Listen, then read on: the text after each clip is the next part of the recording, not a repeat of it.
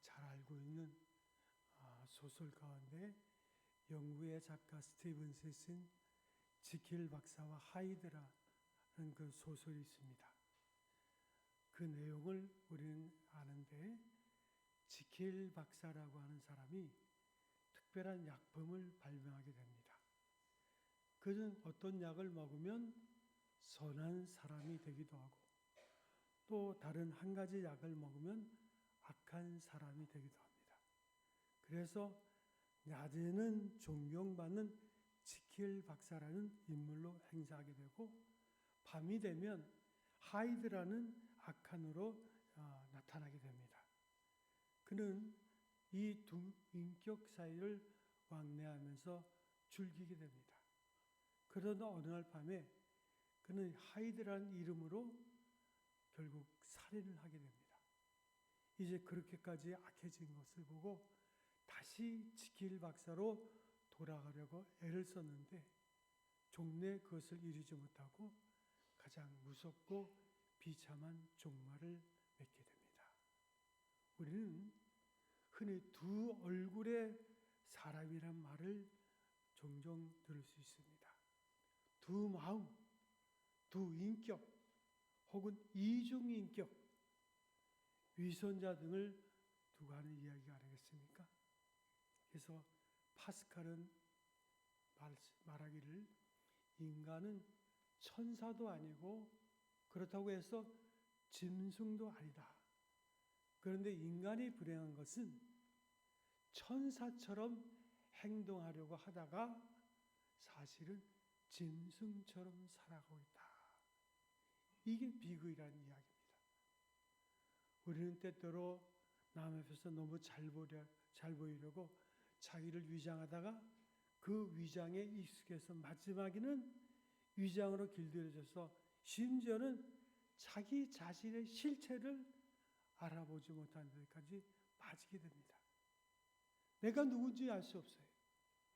어느 쪽이 나인지 분간할 수 없는 그런 기형적인 병리적 인간상이 되어가고 있는 것을 보고 스스로 놀라게 됩니다. 오늘 이 시대는 말이 많아요. 그래서 자기 의견을 가지고 인생을 살기보다는 누가 이렇게 말하는데, 또 그렇게 말하는 사람들은 소리가 커요. 그래서 마치 그 사람의 얘기가 나인 것처럼 사는 그런 시대. 진리가 어디 있는지 혼돈의 시대를 우리가 살고 있습니다.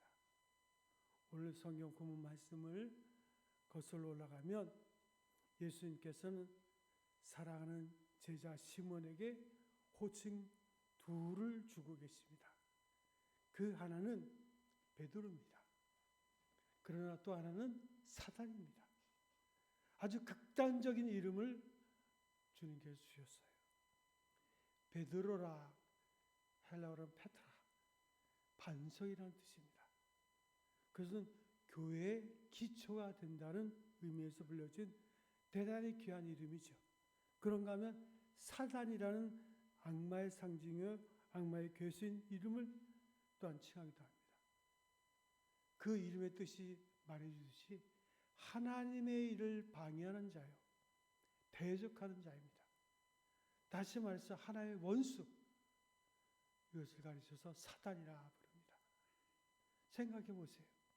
한 사람, 그의 본래 이름은 시몬입니다. 이 시몬을 두고 예수님께서 왜 베드로라 그랬을까요? 어느 날 예수님이 제자들에게 묻습니다. 너희들은 나를 누구라 하느냐? 이 제자들이 사람들이 하는 말을 듣고는 엘리야입니다. 선지자 중에 한 분이 아닐까요? 그런데 그 중에 한 사람 베드로가 주는 그리스도시요 살아계신 하나님의 아들이십니다. 이런 아름다운 신앙 고백을 할 때 예수께서 말씀하시기를 네가 이런 신앙 고백을 하는 것은 네가 한 것이 아니라 하늘에 계신 우리 아버지께서 하신 것이라. 그런데 이제 예수님이 그 베드로를 향해서 사탄아 물러가라 말씀하십니다.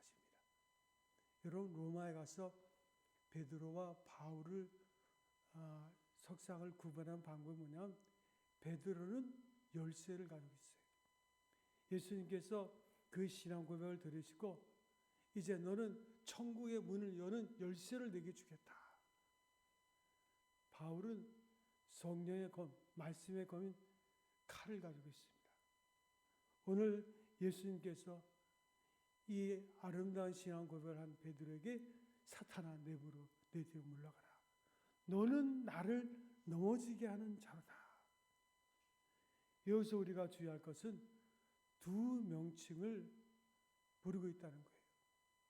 조금 더 설명을 가하자면 내 안에 있는 반석과 같은 믿음이 있다는 것이 아니라 너는 베드로다 이렇게 말씀하셨다는 거예요. 그 안에 반석 같은 믿음이 있는 게 아니에요. 그러니까 단순한 고백만이 아니라 그 인격까지 총체적으로 함께 부르는 호칭인데, 그런데 그 베드로를 예수님은 사탄이라고 부릅니다. 그건 내 안에 악마가 있다는 말이 아니라 네가 사단에 휘둘리고 있지 않냐 그 말씀이죠. 대단히 직설적으로 사단아 내 뒤로 물러가라. 너는 나를 넘어지게 하는 자로다. 한 사람이 베드로도 되고 한 사람이 사단도 되는 거예요. 천사도 되고 악마도 됩니다. 이것은 결코 이중이 아니에요. 양면성이 있습니다. 두 얼굴도 아닙니다. 문제는 그릇이에요. 그래서 우리가 하나님 앞에 생명을 지키기 위해서는 구원을 받는데 어떻게 구원받습니까? 요한복음 1장 12절에 보면 영접하는 자 곧 그 이름을 믿는 자들에게는 하나님의 자녀가 되는 권세를 주셨으니, 예수를 믿고 그를 영접할 때 우리는 하나님의 자녀는 권세를 줍니다. 제가 수많은 사람들이 영접 기도를 했는데요, 그 영접할 때 많은 분들이 눈물을 흘려요. 나는 죄인입니다. 나를 용서해. 그러니까 이 개인적인 이 예수를 만나는 그런 극단적인 경험이 없으면 크리스찬이 될 수가 없어요. 크리스찬은 객관적인 어떤 계시로 크리스찬이 되는 게 아니에요. 개인적으로 예수를 만나야 돼요. 그래서 내가 아무것도 아니라는 것, 무익한 존재라는 것, 이걸 고백하는, 내가 적어도 죄인이기에 내 스스로 아무것도 할 수 없다는 이런 고백이 분명히 있어야 돼요. 그래서 내가 예수를 영접할 수밖에 없다. 그래서 예수님 뭐라고 말씀하셨어요? 마음이 가난한 자는 복이 있다. 이 말은 무슨 말이에요? 내가 무익하고 부족하고 아무것도 아니에요. 내 스스로는 아무것도 할 수 없어요. 이런 마음을 가진 자가 하나님 나라를 갖게 되는 거예요. 애통하는 자. 내 마음속에 이 부족함으로 해서 내가 무익한 존재를 가지고 슬피 우는 자가 복이 있나니 하나님의 위로를 받을 것이며, 온유한 자, 이런 마음으로 길들인 자는 복이 있나니 하나님께서 그에게 기업을 주실 것이다.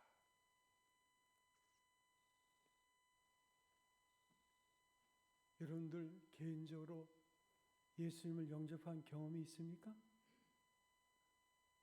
주님 앞에 내가 죄인이요 아무것도 아니라는 것을 고백한 경험이 있습니까? 여러분, 예수를 믿는다는 것은 신앙적으로는요, 첫 번째는 윤리나 도덕적으로 흠이 없어야 돼요. 그래서 시편 1편에 보면 복 있는 사람은 악인의 길을 쫓지 않고 죄인의 길에 서지 않고 엄하는 자리에 앉지 아니하고 오직 여호와의 율법을 주야로 묵상하는 자로다.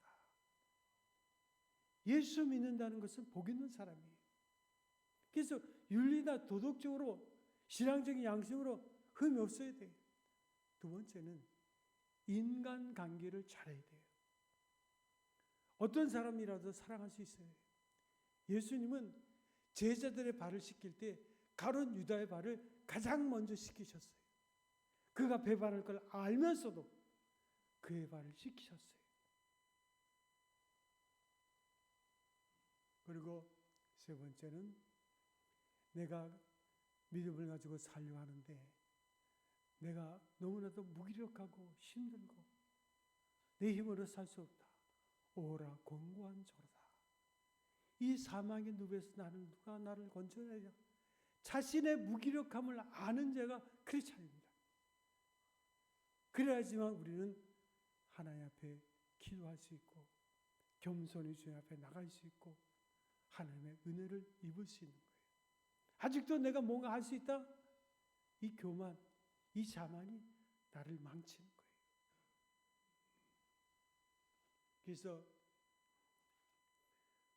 우리가 하나님의 도구로 쓰임받기 위해서는 우리 인간의 비참한 모습을 우리가 생각해야 돼요. 우리는 착각수에 빠질 때가 있어요. 어떤 고등학교 3학년 학생이 목사님께 상담을 하는데 이런 저기를 하다가 그 학생이 하는 말이 목사님, 저는 아마도 못된 피를 물려받았나 봐요. 그래서 아니 너희 어머니 아버지가 다 괜찮은데 왜 그러냐 그랬더니 우리 할아버지께서 알고 봤더니 첩을 얻었대요. 그래서 목사님 그랬대요. 쓸데없는 소리 하지 마라. 할아버지 그 시대는 다 그 문화가 첩을 얻는 문화다. 첩 안 얻은 할아버지가 어디 있냐? 조상들은 다 그렇게 살았다고. 여러분 정말 그런 피를 물려받은 걸까요? 두 얼굴을 물려받은 걸까요? 도대체 난 누굽니까? 나는 나를 어떻게 봐야 됩니까?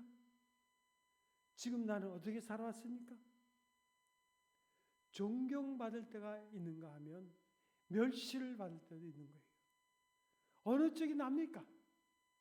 나 스스로 나를 볼 때에도 어떤 때는 그만하면 괜찮은 것 같은데 어떤 때는 내 자신을 볼 때 너무 괴롭고 비참해서 참으로 구제불능의 인간이에요. 한번 거울을 보세요. 여러분 언제까지 이런 모습을 하고 살아야 됩니까? 장차 어떻게 될 것 같아요? 지금까지는 그랬다고 치고 앞으로 나의 인생은 어떻게 전개될 것 같습니까? 사단이 되는 것입니까? 아니면 베드로가 되는 것입니까? 천사로 향하고 있습니까? 악마에게 끌려다니고 있는 겁니까? 도대체 어느 쪽입니까? 바울은 말합니다. 그의 편지 속에서 나는 사도다. 계속 강조하면서 한편으로는 나는 죄인 중에 괴수다. 그가 이만하면 성숙한 크리스찬이 될 만한데 그는 자신을 가르쳐서 죄인 중에 괴수다. 만물일 때만도 못하다. 자기의 부족함을 그대로 계속 고백하고 있어요. 김준호 목사님이 어떤 일로 인해서 재판을 받았어요. 지금 나이 거의 90이 가까워졌잖아요. 며칠 전에 재판을 받았대요. 그래서 재판장 앞에 가서 마지막 할 말이 없냐? 다음 주에 이제 선고할 텐데. 그래서 옛날 젊은 시절 같으면 막 재판장에 욕하고 별 큰 소리 치고 난리 쳤을 텐데 이제 나이가 90 가까이 되니까 그랬대요. 제가 나라와 민족을 위해서 일한다고 애를 썼는데 열심히 애를 썼습니다. 그런데 내가 법을 잘 몰라가지고 법을 어겼으니 재판장님 아량을 베풀어 주세요. 그랬답니다. 그랬더니 재판장도 깜짝 놀라고 변호사도 깜짝 놀랐대요. 그분이 그런 성격이 아니거든. 막 해대는 성격이고. 그랬더니 변호사가 하는 말이 목사님 아무래도 다음 선고 때는 벌금이나 집행유예로 풀려날 겁니다. 그러더래요. 나이가 드니까 이제는 어느 쪽에 설 것인가를 판단하게 되더라는 거예요. 예수님께서 어느 때에 베드로가 명하셨냐? 너희는 나를 누구나 하나 할 때 주는 그리스도여 살아계신 하나님의 아들이시라. 그리스도 나의 구원자요 그리고 하나님이십니다. 고백을 할 때 예수님께서 그를 베드로라. 이 신앙을 고백할 때 그 고백의 신앙 그 고백을, 신앙 고백하는 인격, 그를 베드로라 하신 거예요. 임원수 목사님이 한 분 있습니다. 그는 수백억을 북한에다가 투자하고 북한을 150번 갔다 온 분이에요. 그러던 그가 어느 날 장로님이 그 사역 가는 것을 몰래 찍어가지고 유튜브로 전 세계로 반경하는 바람에 그만 그것 때문에 귀신죄가 해가지고 북한에 갔을 때 잡혀서 북한의 감옥에서 2년 동안 생활을 하게 됐어요. 2년 동안. 보통 사람들은 6개월이면 다 죽는데요. 왜냐하면 매일 꽃갱이질을 8시간 해야 되니까. 그 온 땅을 꽃갱이질을 합니다. 그도 처음에는 한 2개월 동안 버텼는데 그 감옥이라는 게 완전히 바퀴벌레 투성이라는 거예요. 화장실 가도 바퀴벌레, 웬 벌레가 그렇게 많은지, 잠을 잘 때도 바퀴벌레가 막 위로 넘어가고, 야, 이 자체가, 환경 자체가 지옥이라는 거예요. 그런데 어느 날 그가 꿈을 꿨대요. 무슨 꿈을 꿨냐면, 그 큰 호랑이가 침을 질질 흘리면서 앞에 있는 두꺼비를 잡아먹으려고 하는 그런 꿈을 꿨대요. 그걸 깨어났대요. 그런데 가만히 생각하니까 자기가 대학생 선교회에서 한창 열정적으로 복음을 전하고 이제 예수님을 만나 그 감격과 열정을 가지고 살 때 그의 별명이 두꺼비였대요. 그래서 왜 이런 꿈을 꾸게 하셨을까 생각하다가, 아, 그렇구나. 내가 처음 예수를 만났을 때 그 감격, 그걸 내가 잃어버리지 않았냐. 지금 북한에 수백억을 투자하고 또 북한을 150번 갔다 오고 사람들이 그를 칭찬하니까 자기도 모르게 자만심에 빠져서 그 처음 신앙을 잃어버리고 목사로서의 사역을 하지만 하나님의 임재의식이 없더라고요. 매일매일 하나님 나와 함께 하시는 임재의식이 없는 거예요. 그래서 하나님 앞에 회개하고 이제는 내가 처음 그 두꺼비란 변명을 가지면서 열정적으로 이랬던 그 청년 때 처음 만났을 때 그 신앙을 생각하는 거예요. 그랬더니요, 자기가 지금 처해 있는 그 감옥이 천국이더래요. 천국. 아직도 바퀴벌레가 득실득실하고 열악하지만 자기도 모르게 찬송이 나오고 기쁨의 노래가 나오고 그래서 자기가 좋아하는 찬송을 계속 흥얼흥얼대면서 부르면서 그러니까 그를 감시하던 20명의 간수들도 변화되기 시작했다는 거예요. 그래서 2년을 그가 무사히 마치고 왔을 때 그가 카나다 시민권을 가지고서 결국 이제 풀려났는데요. 그 감옥에서 2년을 버틴 사람은 그 목사님밖에 없는 거예요. 오늘 사랑하는 성도 여러분, 여러분의 신앙생활 속에서 하나님의 임재의식을 날마다 느낍니까? 성경은 마음이 청결한 자는 하나님을 볼 것이며 마음이 깨끗할 수 없어요. 어떻게 깨끗하게 해요? 뭐 하이타이로 먹어서 깨끗합니까?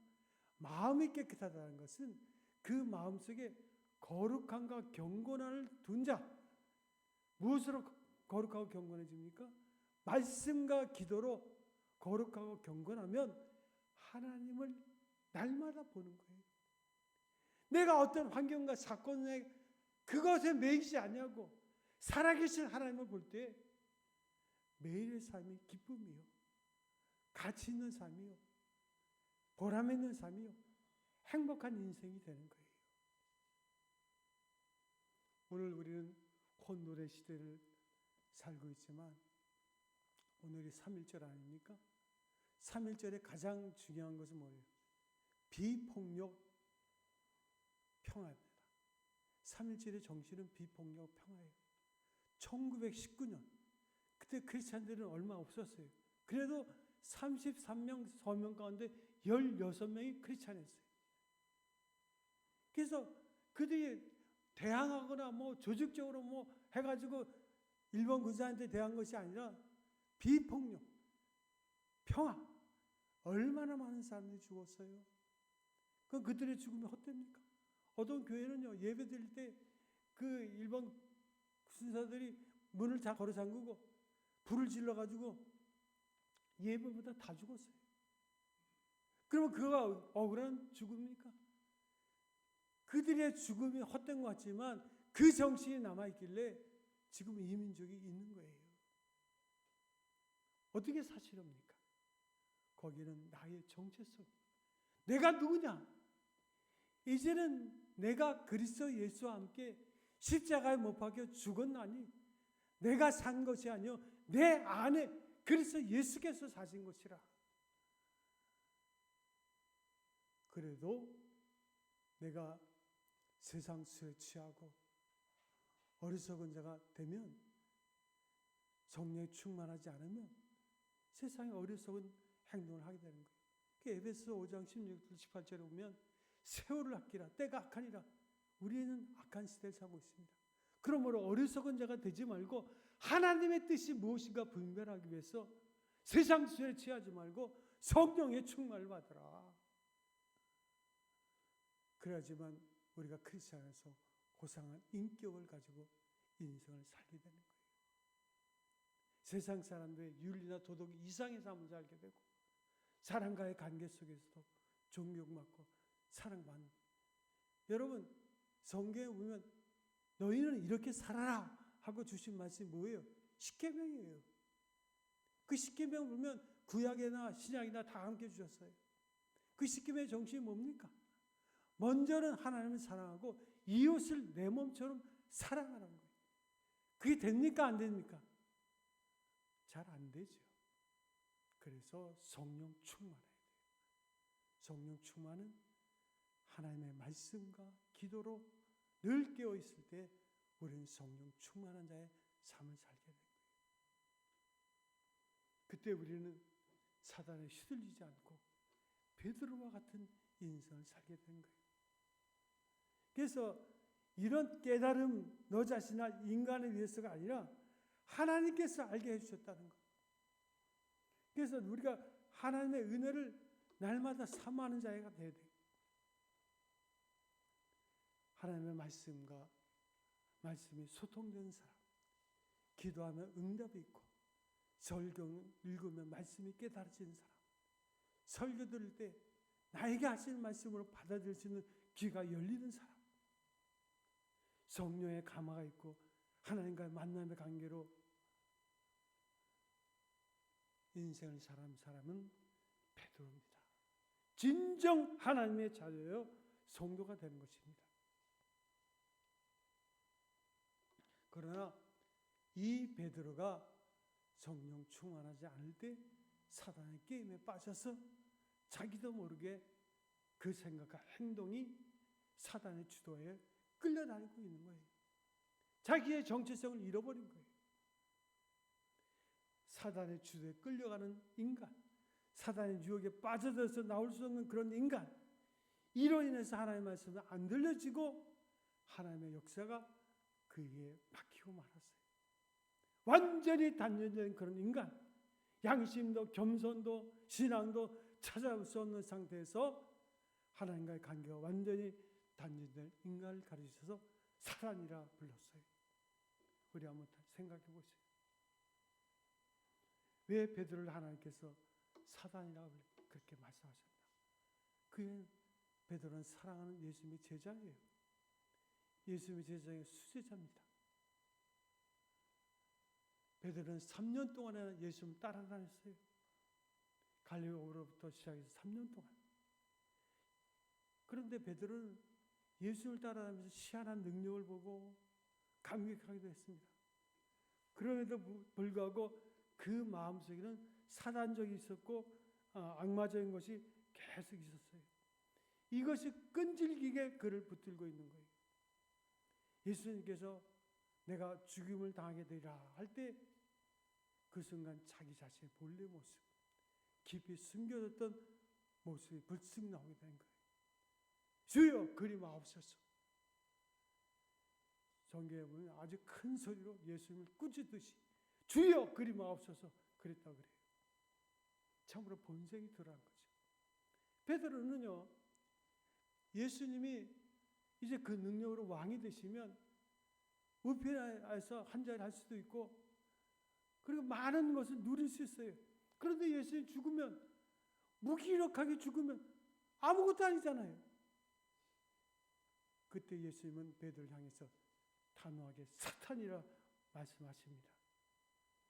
여러분, 신앙생활을 많은 분들이 착각해요. 신앙생활 잘하면 큰 부자가 되고 건강해지고, 이게 신앙생활입니까? 진정한 신앙생활이 뭐라고 생각하십니까? 하나님의 의는 어디 갔어요? 제가 그 말씀드려요. 신앙생활의 궁극적인 것은 정의가 아닙니다. 요즘 많은 분들이, 크리스찬들이 정의가 신앙생활의 전부인 것처럼 와와 하고 있는데, 정의가 신앙생활의 전부가 아니에요. 신앙생활의 마지막은 사랑입니다. 그래서 우리는 트러블 메이커가 되는 것이 아니라 피스 메이커가 되어야 되는 거예요. 어찌하든지 사랑이 돼요. 비폭력, 평화, 그 3.1절의 그 정신이 지금도 우리 가슴속에 있어야 되는 거예요. 그러니까 옛날에 살았던 크리스찬들이 오늘날 살고 있는 그 문화적 혜택이나 모든 걸 받고 있는 크리스찬보다도 더 위대했어요. 그렇지 않았습니까? 베드로는 주는 그리스도여 하나님의 아들이라고 고백합니다. 참으로 귀한 고백이죠. 우리도 처음 주를 만났을 때, 주님, 나를 구원하소서. 예수님은 하나님이십니다. 이런 고백을 하면서 눈물을 흘리기도 하고 감격하게 됐는데, 그 감격은 어디 갔어요? 팔아먹었습니까? 하나님의 임재의식 속에 오늘 살고 있습니까?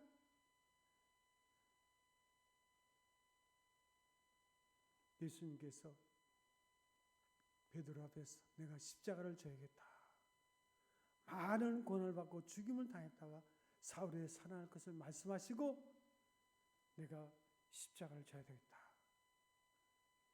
십자가가 있어야지만 부활이 있는 거예요. 여러분들이 정의 그렇게 외치지만 그 정의 때문에 십자가를 졌습니까? 소리만 질러댔지, 욕이나 해댔지. 십자가의 신비와 부활의 능력, 예수님께서 십자가를 지시면서 자기 손에 못을 박는 자면서 이놈들 두고 보자 그랬습니까? 하나님 아버지, 저들은 자기들의 하는 일을 알지 못합니다. 저들의 죄를 용서하여 주시옵소서. 그리고 십자가에 죽으셨어요. 그러나 3일 후에 예수님은 부활하신 거예요. 부활의 능력, 그 깊은 뜻을 모르는 신앙은 악마적인 거예요. 그건 미신이에요. 베드로가 주여 그리 마옵소서 하고 말한 그 말의 의미를 한번 생각해 보세요. 베드로는 예수님을 끔찍하게 생각했어요. 예수님이 아니더라도 우리가 예수님, 저들을 어떻게 할 수 있습니다 하는, 어찌 보면 예수님을 사랑해서 한 말이죠. 그러나 십자가 없는 사랑, 십자가를 모르는 사랑, 단순히 감사적인 눈물로 사로잡는 싸구려 사랑, 이건 아무 소용이 없어요. 우리는 그걸 알아야 돼요. 고난을 모르는 사랑, 희생을 생각하지 않는 사랑, 그것은 이름뿐이고 아무 쓸데도 없는 거예요. 현대교회는 은혜를 구하는 결정적인 병을 가지고 있는데, 어떻게 하면 좀 더 편할까? 어떻게 하면 고통 없이 살 수 있을까? 그런 생각만 합니다. 독일어 신학자 버네폰 히틀러에 대해서 싸우다가 감옥에 갇혀서 죽게 됐는데, 그가 죽기 전에 쓴 편지 가운데 이런 말이 나옵니다. 많은 고문을 당했어요. 살고 싶습니다. 괴로워하는 모습을 다 쓰고 난 후에 오늘도 또 무슨 일을 당할지 모르겠다.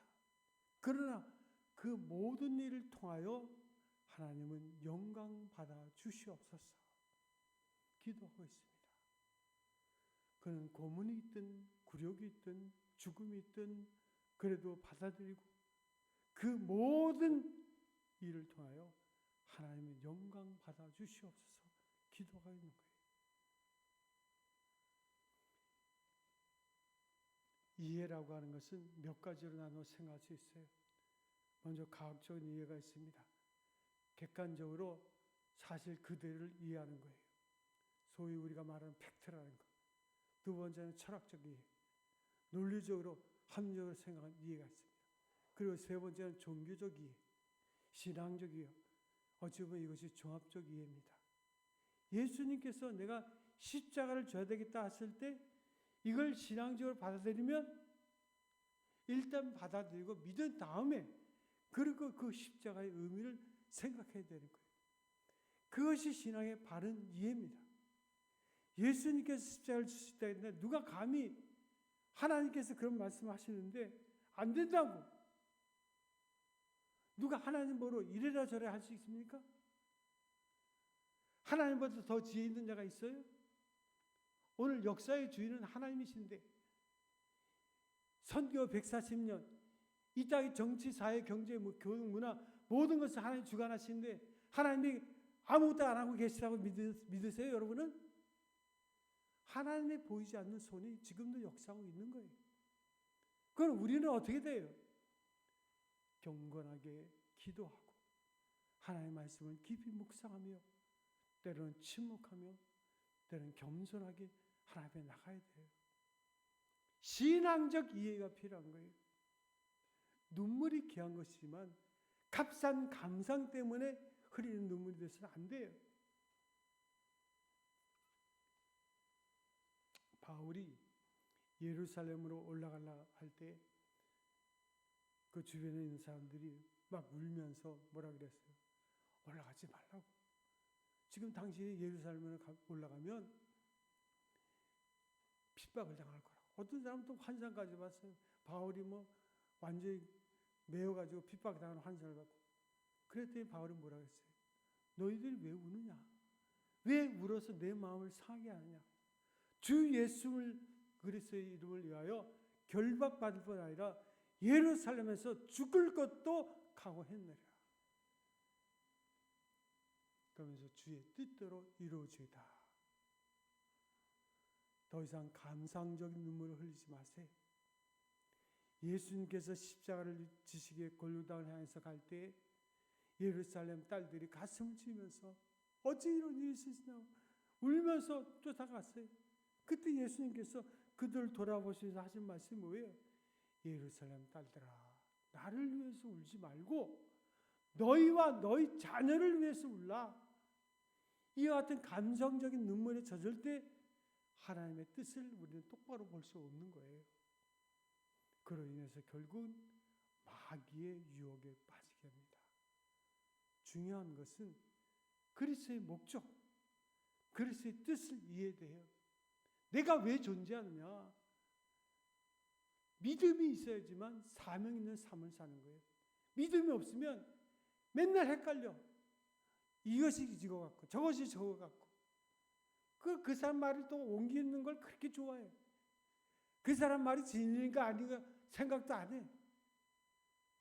나를 중심적으로 그리스도를 볼 것이 아니라 그리스도를 중심해서 나와 세계를 본다면 예수님께서 이 땅에 오신 목적을 우리가 알게 되는 거예요. 그래서 존 칼빈은 하나님을 알 때 나를 알게 된다. 그 다음 장 뭐냐? 나를 바르게 알 때 우리는 하나님을 알게 된다. 아직도 하나님을 모르는 사람은 자기가 뭔지도 몰라요. 내가 누군지 모르는 사람이야. 자기 정체성을 잃어버린 사람이야. 그러니까 하나님을 몰라요. 여러분, 예수님이 오신 목적이 뭐예요? 십자가에 죽기 위해서 오셨어요. 왜요? 우리의 죄 때문에.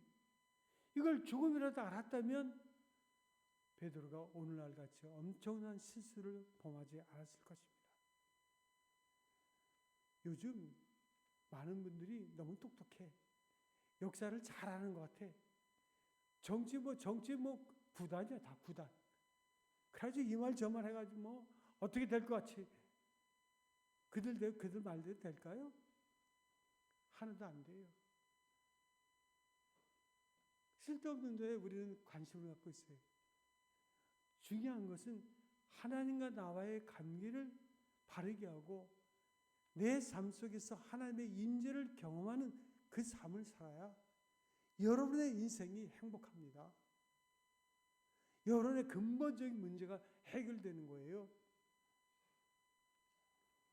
오늘 예수님의 인기는 최고에 달했습니다.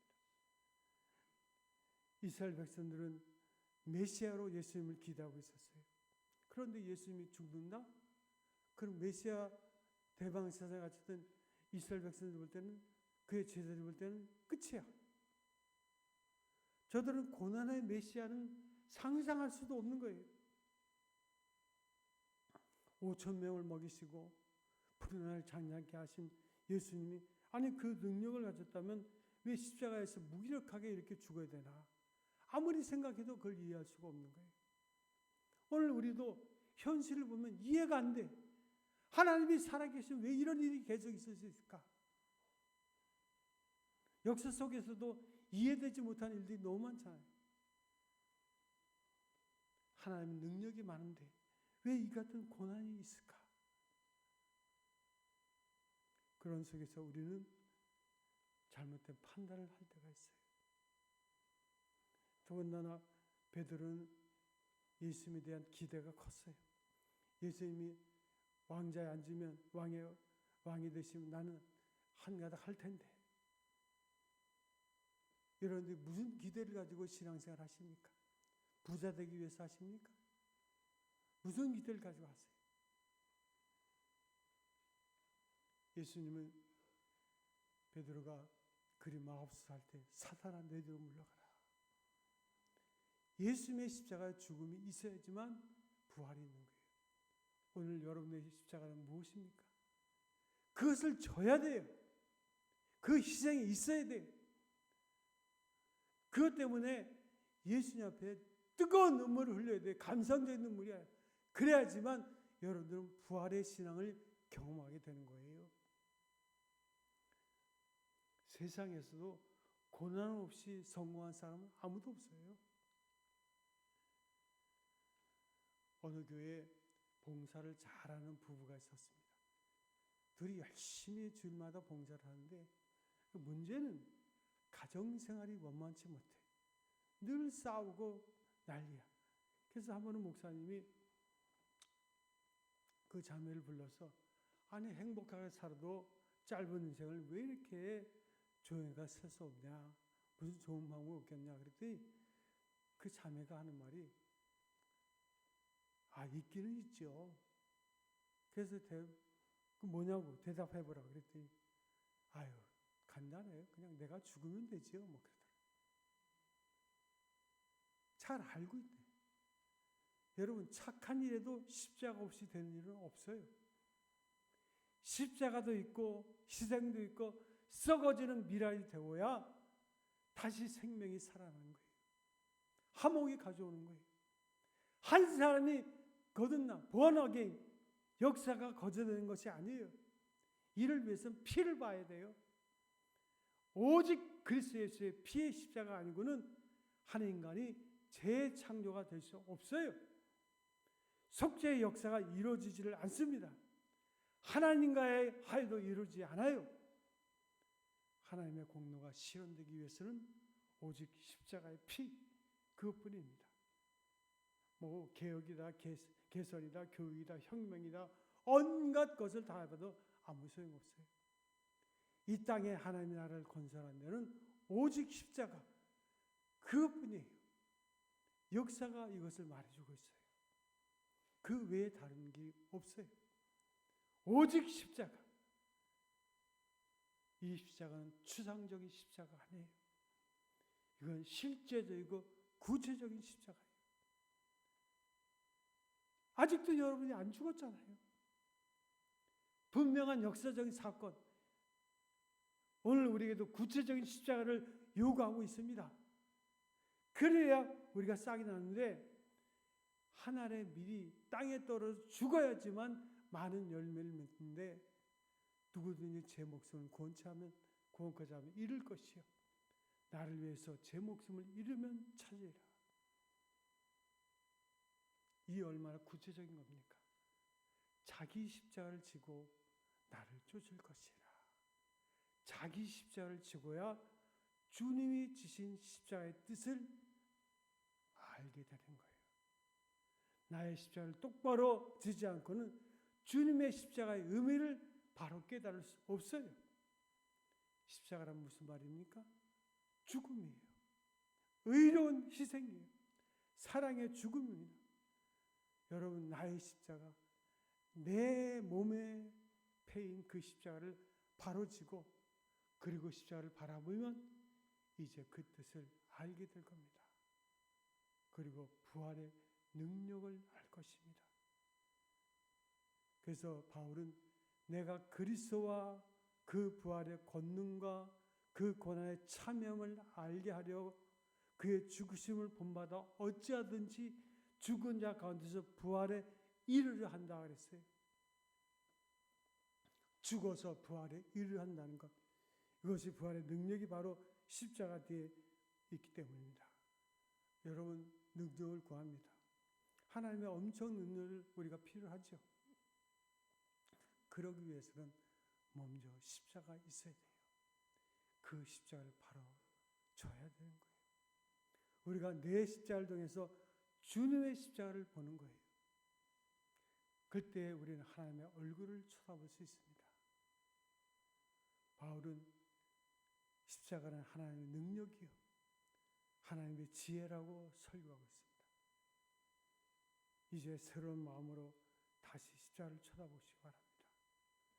그 속에 능력과 지혜가 감춰져 있어요. 여러분들이 구원받은 하나님의 자녀는 이미 십자가를 졌어요. 그 십자가에서 우리 죄가 이미 끝났어요. 그 다음에는 우리가 능력의 십자가를 경험해야 돼요. 그러기 위해서는 어떻게 합니까? 내가 죽고 이제 내 안에 그리스도의 영, 성령이 살아 역사하는 삶을 살 때 우리는 능력 있는 크리스찬이 되는 거예요. 내 자신의 문제도, 이 나라의 문제도, 온 세계의 문제도 바로 여기에 살 길이 있고 비결이 있는 거예요. 주님께서 오늘도 우리를 향해서 말씀하십니다. 누구든지 나를 따라오려거든 자기를 부인하고 자기 십자가를 지고 나를 쫓을 것이니라. 기도하겠습니다. 여러분은 여러분 자신을 누구라 생각하십니까? 여러분 자신은 이제 그리스도 예수 안에서 새로운 사람이 되었습니다. 이미 우리는 구원을 얻었고 예수님의 십자가 가운데서 내 옆것은 다 죽었어요. 그리고 새로운 인생을 사는 거예요. 우리가 그리스도 예수 안에서 죽었다는 이 사실을 인정하지 않으면 여러분들은 여러분의 삶 속에서 부활의 능력을 체험할 수 없습니다. 때로는 우리가 하나님의 의 때문에 고난을 받기도 하고 핍박을 받기도 하고 힘들 때도 있어요. 그러나 이것을 하나님 주신 십자가로 감당하고 참고 견디고 주를 바라볼 때 때가 되면 하나님께서 부활의 놀라운 경험을 가지게 할 것입니다. 여러분, 그 일 때문에 너무 슬프십니까? 쓸데없는 눈물 흘리지 마시고 그걸 하나님 앞에 가지고 나와서 주여, 내가 감당할 수 있는 은혜를 주시고 이제 이것을 이길 수 있는 지혜를 허락하여 주옵소서. 십자가 가운데서 이 모든 것이 끝났습니다. 이제는 능력의 십자가를 통해서 부활의 그리스도 예수를 경험하고 승리하는 인생을 살게 하여 주옵소서. 자비하신 주님, 언제까지 이렇게 모순투성의 이중적인 삶을 살아가야 하는 겁니까? 기도하오니 내 자신을 그리스도와 함께 온전히 십자가에 못 박게 하시고 이제는 부활케 하시는 하나님의 능력에 의해서 오늘을 살며 내일을 이어갈 수 있도록 인도하여 주옵소서. 더는 두 얼굴의 삶을 살지 않게 하시고 오로지 하나님의 형상대로 지음받은 하나님의 자녀로서 그리스도를 닮은 한 얼굴로 살아갈 수 있도록 도와주시옵소서. 또한 나의 십자가를 잘 감당하게 하셔서 부활의 능력을 힘있게 하시고 그리스도와 함께 죽어서 그리스도와 함께 사는 하나님의 귀한 사람들 되게 하여 주시옵소서. 우리 주 예수님의 이름으로 기도합나이다.